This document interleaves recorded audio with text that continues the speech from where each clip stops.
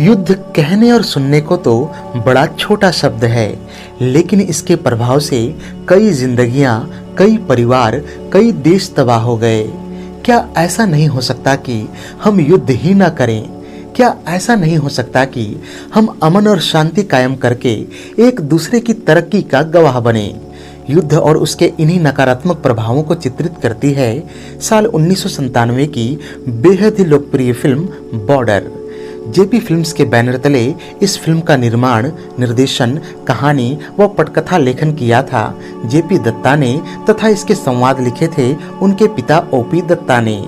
तकरीबन 3 घंटे 33 मिनट लंबी यह फिल्म 13 जून 1997 को रिलीज हुई थी तथा इसके प्रमुख, सहायक व मेहमान भूमिकाओं में नजर आए थे सनी देओल, जैकी श्रॉफ, सुनील शेट्टी, अक्षय खन्ना, पुनीत इस्सर, सुदेश बेरी, कुलभूषण खरबंदा, तब्बू, पूजा भट्ट, राखी गुलजार, शर्बानी मुखर्जी आदि। फिल्म बॉर्डर को प्रभावशाली बनाने में इसके गीत संगीत का भी बेहद ही महत्वपूर्ण भूमिका रही थी, जिनके धुन तैयार किए थे अनु मलिक ने तथा बोल लिखे थे जावेद अख्तर ने।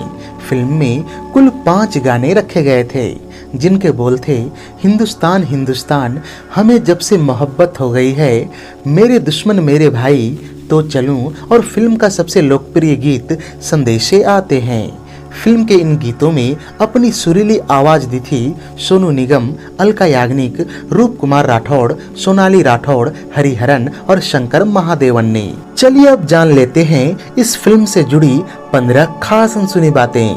फैक्ट नंबर 1, फिल्म बॉर्डर साल 1997 में सर्वाधिक कमाई करने वाली फिल्मों के पहले स्थान पर रही थी।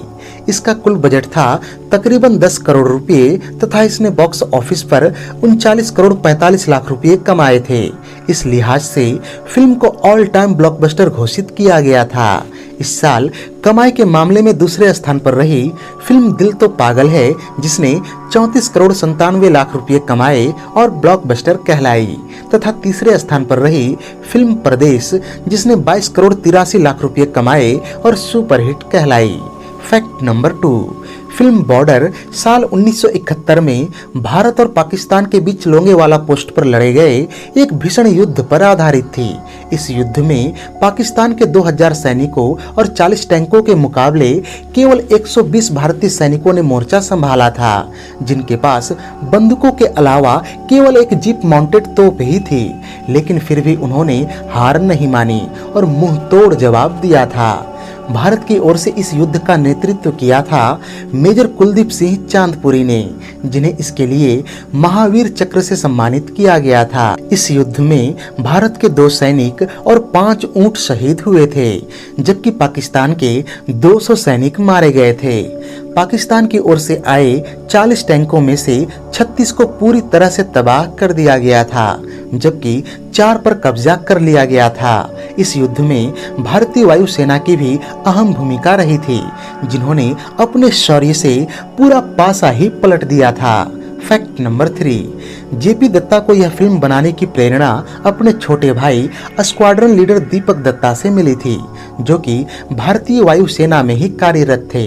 दरअसल दीपक दत्ता ने भी 1971 के इस युद्ध में पाकिस्तानी आर्मी के दांत खट्टे किए थे और युद्ध के बाद जब वो घर लौटकर आए तो उन्होंने अपने बड़े भाई जेपी दत्ता को पूरी कहानी सुनाई थी। जेपी दत्ता उन दिनों अपना ग्रेजुएशन पूरा कर रहे थे, लेकिन दिल में यही तमन्ना थी कि आगे चलकर वो फिल्म निर्माण में ही कदम रखेंगे। खैर, उस समय तो उन्होंने कहानी को अपने डायरी में नोट कर लिया, लेकिन एक लंबे अंतराल बाद जाकर जब वो खुद एक कामयाब निर्माता निर्देशक बन गए तो अपने भाई के द्वारा कही गई कहानी पर फिल्म बनानी शुरू कर दी। बताता चलूं कि जेपी दत्ता के भाई स्क्वाड्रन लीडर दीपक दत्ता अगले कई सालों तक भारतीय वायुसेना में अपनी सेवा देते रहे और साल 1987 में हुए एक मिग लड़ाकू विमान दुर्घटना में शहीद हो गए थे। फैक्ट नंबर 4, फिल्म में लोंगेवाला युद्ध के हीरो रहे कुलदीप सिंह चांदपुरी की भूमिका निभाई थी सनी देओल ने, जिसके लिए उन्हें सरदार का गेटअप दिया गया था। सनी देओल की इस भूमिका को लेकर फिल्म के निर्देशक जेपी दत्ता कहते हैं कि इस फिल्म से पहले लोग सिखों को ऑपरेशन ब्लू स्टार के बाद शक की निगाह से देखते थे, लेकिन इस फिल्म के आने के बाद सिखों के प्रति लोगों का नजरिया बदल गया और उन्हें सम्मान की नजरों से देखा जाने लगा। बताता चलूं कि सनी देओल की बतौर सिख यह पहली फिल्म थी। इसके बाद वो गदर एक प्रेम कथा, जो बोले सो निहाल और यमला पगला दीवाना सरीखी कई फिल्मों में सिख बने नजर आए। फैक्ट नंबर 5, लोंगेवाला युद्ध को याद करते हुए कुलदीप सिंह चांदपुरी साहब ने अपने एक इंटरव्यू में बताया था कि युद्ध के दौरान उन्होंने एक भरा हुआ कार्बाइन अपने साथ अलग से रखा था, जिसका प्रयोग वो खुद की हत्या करने के लिए तब करते जब वो युद्ध हार जाते और पाकिस्तानी सैनिक उन्हें पकड़ने वाले होते। दरअसल वो नहीं चाहते थे कि पाकिस्तानी आर्मी उन्हें टॉर्चर करे और कोई भी खुफिया जानकारी हासिल करे। बताता चलूं कि चांदपुरी साहब ब्रिगेडियर के पद पर साल 1996 में रिटायर हुए थे। इसके बाद भी वो लोक कल्याण का कार्य करते रहे और 2006 से लेकर 2011 तक चंडीगढ़ म्युनिसिपल कॉरपोरेशन में कुल 5 सालों तक काउंसलर के तौर पर सेवा दिया था। 17 नवंबर 2018 को 77 साल की आयु में कैंसर के कारण इनका निधन मोहाली के फोर्टिस हॉस्पिटल में हुआ था। फैक्ट नंबर 6, फिल्म में सुनील शेट्टी असिस्टेंट कमांडेंट भैरव सिंह के रूप में नजर आते हैं, जो कि सीमा सुरक्षा बल में तैनात होते हैं। कुछ लोगों का मानना है कि मथुरा दास और भैरव सिंह के किरदार बिल्कुल काल्पनिक थे, लेकिन यह पूर्णतः असत्य है। दरअसल 1971 में लोंगेवाला युद्ध के दौरान वास्तव में भैरव सिंह नामक सीमा सुरक्षा बल के एक अधिकारी ने पंजाब रेजिमेंट के 23वें बटालियन के साथ कंधे से कंधा मिलाकर युद्ध लड़ा था। यहाँ यह जानना भी बड़ा दिलचस्प है कि फिल्म में भैरव सिंह को मरते हुए दिखाया गया है, जबकि असल में वो जिंदा हैं और आज उनकी उम्र 77 सालों की हो चली है। फैक्ट नंबर 7, फिल्म को प्रभावशाली बनाने में इसके गीत संगीत की भी अहम भूमिका रही थी। फिल्म के सर्वाधिक लोकप्रिय गीत संदेशे आते हैं को लेकर अनु मलिक बताते हैं कि हमारे पास इस गाने को बनाने के लिए केवल 2 ही दिन थे, क्योंकि 2 दिनों बाद दत्ता साहब इसकी शूटिंग करने वाले थे। एक तो हमारे पास समय कम था, ऊपर से जावेद अख्तर ने गीत को काफी लंबा लिखा था, जो कि कुल 7.5 पृष्ठों में लिखी हुई थी। लेकिन खैरियत यह रही कि मैंने कुछ ही घंटों में इसके धुन को तैयार कर लिया। इस तरह से सोनू निगम और रूप कुमार राठौड़ को एक ही साथ एक ही केबिन में खड़ा करके यह गीत गवाया गया, ताकि दोनों का तालमेल खूब अच्छी तरह से बैठ सके। फैक्ट नंबर 8, जेपी दत्ता बताते हैं कि फिल्म के रिलीज से पहले उन्होंने कई लोगों को यह फिल्म दिखाई थी, जिसमें से अधिकतर लोगों ने फिल्म के अंत में रखा गया गीत मेरे दुश्मन मेरे भाई को रखने के पक्ष में नहीं थे। उनका कहना था कि फिल्म युद्ध पर आधारित है, जो कि जीत हार के फैसले के बाद खत्म हो जानी चाहिए। ऐसे में इस गीत का कोई तुक ही नहीं बनता। जेपी दत्ता उनके विचारों से सहमत नहीं थे। दरअसल उनका इस फिल्म को बनाने का सिर्फ और सिर्फ यही मकसद था कि युद्ध के त्रासदी को पर्दे पर दिखा सकें, उससे होने वाले नुकसान को चित्रित कर सकें। ऐसे में इस गीत के अलावा अन्य कोई साधन नहीं था जिससे इतनी भावनात्मक रूप से अपनी बात कहा जा सके। बताता चलूं कि इस गीत को बनाने की प्रेरणा जेपी दत्ता ने अपनी ही एक अनरिलीज्ड फिल्म सरहद से ली थी, जहां साहिर लुधियानवी के द्वारा लिखा और लक्ष्मीकांत प्यारेलाल के द्वारा कंपोज किया गया एक ऐसा ही भावनात्मक गीत रखा गया था, जिसे मोहम्मद रफी साहब ने गाया था। Fact number 9, film border Akshay Khanna की बतौर अभिनेता दूसरी फिल्म रही। इस फिल्म के रिलीज के 2 महीने पहले 4 अप्रैल 1997 को इन्होंने अपने पिता के द्वारा निर्मित फिल्म हिमालय पुत्र से डेब्यू किया था।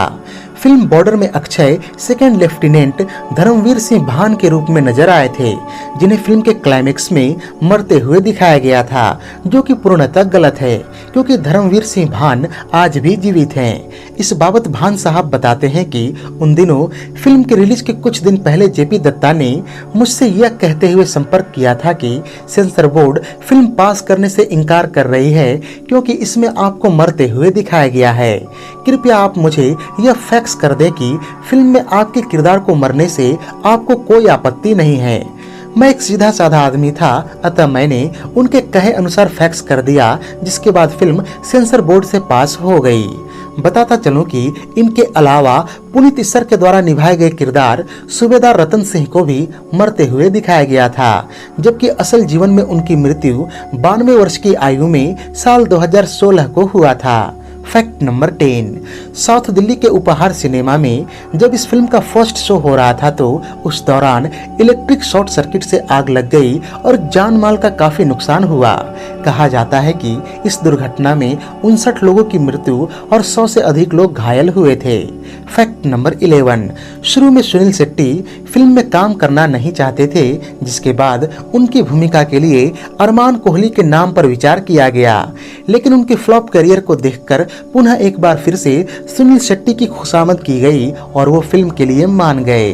ठीक ऐसा ही कुछ हाल अक्षय खन्ना के साथ भी हुआ था और जब शुरू में उन्होंने फिल्म को मना कर दिया तो उनकी भूमिका क्रमशः आमिर, सलमान, अक्षय कुमार, अजय देवगन और सैफ अली खान को ऑफर की गई, लेकिन सबने इसे ठुकरा दिया और अंत में एक बार फिर से अक्षय खन्ना को अप्रोच किया गया और सुनील शेट्टी की ही तरह वो भी फिल्म के लिए मान गए। बताता चलूं कि जैकी श्रॉफ वाली भूमिका शुरू में संजय दत्त को ऑफर हुई थी, पर बम्बई बम धमाकों में नाम आ जाने के कारण उन्हें भी जेल जाना पड़ा और यह भूमिका जैकी श्रॉफ को मिल गई। Fact number 12, film border Sunny Deol और जेपी दत्ता के साथ में आखिरी फिल्म रही।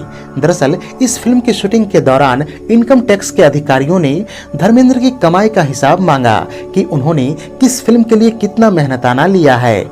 ऐसे में धर्मेंद्र ने जेपी दत्ता को फोन करके कहा कि मुझे फिल्म गुलामी, बंटवारा, छतरी आदि के पेमेंट स्लिप भेज दे ताकि मैं अपनी आमदनी का हिसाब दे सकूं। जेपी दत्ता ने जब ये सुना तो उन्हें लगा कि धर्मेंद्र अगर उनकी फिल्मों का हिसाब इनकम टैक्स वालों को दे देंगे तो कहीं इनकम टैक्स वाले उन्हें यानी कि जेपी दत्ता को ही लपेटे में ना ले लें। ऐसे में वो स्लिप देने से आनाकानी करने लगे और बाद में बहाना बनाकर टाल गए। खैर, धर्मेंद्र ने किसी तरह इस समस्या को सुलझा लिया, पर जब ये बात सनी देओल को पता चली तो उनके और जेपी दत्ता के बीच बॉर्डर के सेट पर काफी कहासुनी हो गई।